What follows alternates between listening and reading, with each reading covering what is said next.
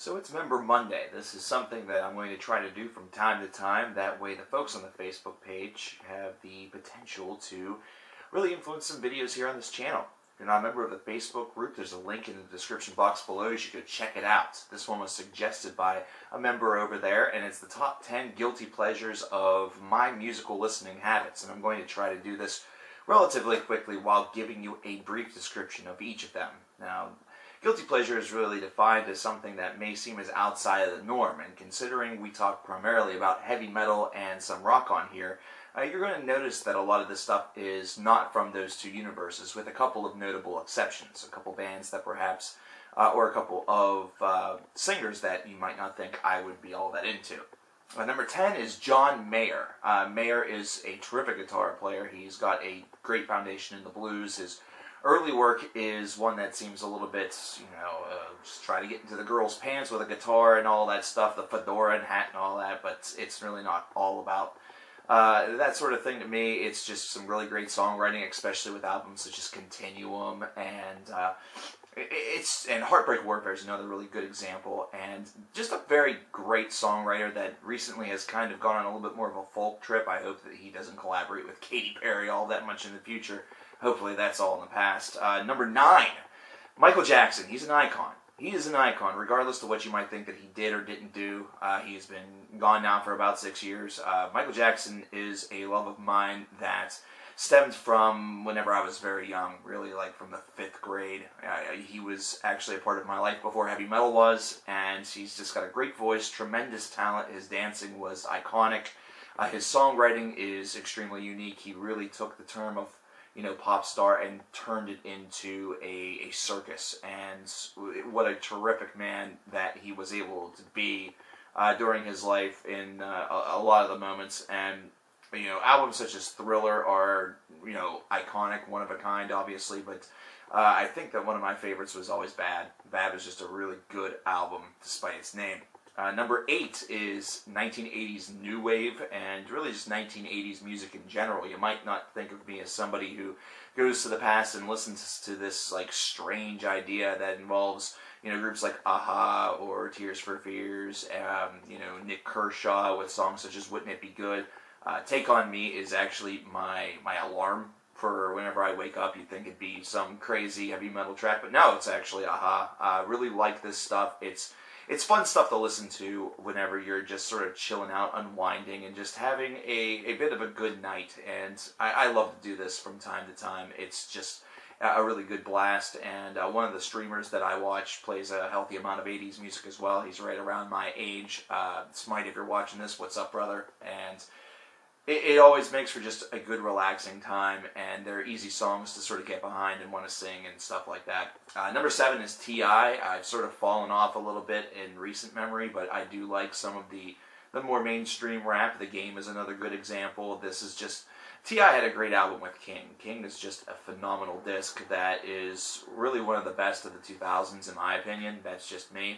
I know a lot of you have been clamoring for a top rap albums for CKN, top 10 or whatever. That may happen someday in the future, who the hell knows, but I just really like this flow, and just really like his work overall. Like I said, I've kind of gotten off of that whole kick recently, but I need to go back and explore some of his other stuff to kind of get caught up. Number 6 is Hank Williams III. You oftentimes will hear me chastise country, saying I only listen to old country. That's not totally 100% true. I will still listen to a couple of artists. Dwight Yoakam, his most recent output's fantastic, but Hank Williams III is kind of the anti-country singer. He's done some work with some heavy metal guys, so this maybe is not all that hard to believe, but Hank is just really, he's also great. Unwinding music, just fantastic, really fun to listen to. I really like it a lot. Number 5 is Justin Timberlake. This is no surprise to anybody who has been a long-time subscriber of this channel. I've reviewed Justin Timberlake albums. I've talked about him in non-metal artists that you should check out, ones that I really enjoy, ones that I really love, and this is a love that just continues onward. Really, ever since he's broken and gone solo, it just goes to show you that sometimes these artists need to break away from that big boy band idea in order to go off on their own and launch something spectacular. And that's exactly what Justin did, and it only continues to become even bigger and more lavish. The 2020 experience was just a really terrific cycle. Part 1's leagues better than Part 2, but still it was the pop album that was certainly needed, along with albums, of course, such as 21 or 25 from Adele. Number 4 is Ariana Grande. Jeez, I wonder if this is all that big of a fucking secret. Yeah, I don't think it really is. Love her voice. Her voice reminds me of somebody that we might be talking about later. We might be indeed. Think she's cute as a button. That little fucking American hating twat's gonna be mine one day. That's all I'm gonna say. The lust. It's real. But like I said, she also has a solid voice. Her material's not always the best, but as far as that's concerned, give her the chance to mature, and I think she's going to be something special. Give it about 5 to 10 years, and you're going to see a very mature side to her sound really morph and develop. So stay tuned with this one. This is really a career that's just beginning. Number 3, Seal. Yeah, the Kiss from a Rose guy, you know, from, I think it was Batman and Robin, whatever it is, he still produces killer music to this day. He's done a lot of great covers, and they've not necessarily all just been within that genre, but he does like to hover within, you know, classic R&B and classic works of pop, and he just knocks it out of the ballpark. He's just such a really solid singer and a terrific writer.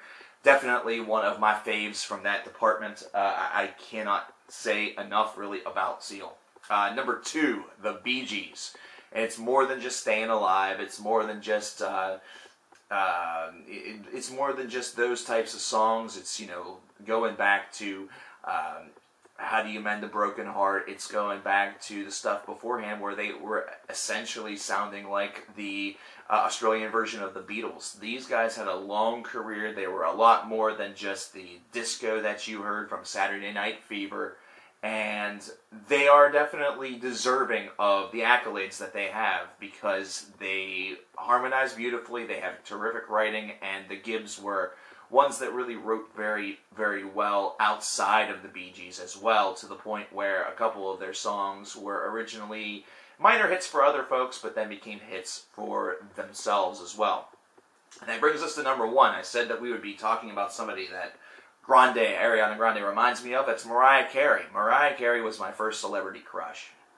In the mid-1990s, I saw the video for Honey by Mariah Carey and fell in love. It was kind of ridiculous. And the funny part about it is that even though this woman was singing essentially, it was sort of denigrating into the pop of the time, it was still something that felt like it had a lot of substance behind it, even if it seemed like the concepts or some of the ideas being presented were a tad wishy-washy. Of course, Mariah went a little bit apeshit off the deep end in the 2000s, and as of recently has really dabbled a little bit more in, sort of the R&B, slash rap slash we're not quite sure what the hell she's doing lately idea.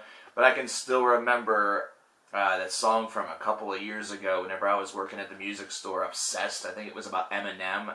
That's a melody that will never ever get out of my head, even though I'm not a huge, huge fan of the song. Really, it's just, her 90s output is really solid. A lot of folks want to give her grief, but her 90s output is a lot better than you think. And whenever you realize that she started off as sort of like this bushy-eyed young girl that was just singing power ballads with this electric voice, this multi-octave, just ridiculous voice, that's really what she is at her core. And wow, imagine what she'd be able to do if she was singing exclusively hits from the American Songbook. She could really do phenomenal things, and perhaps it's still her future.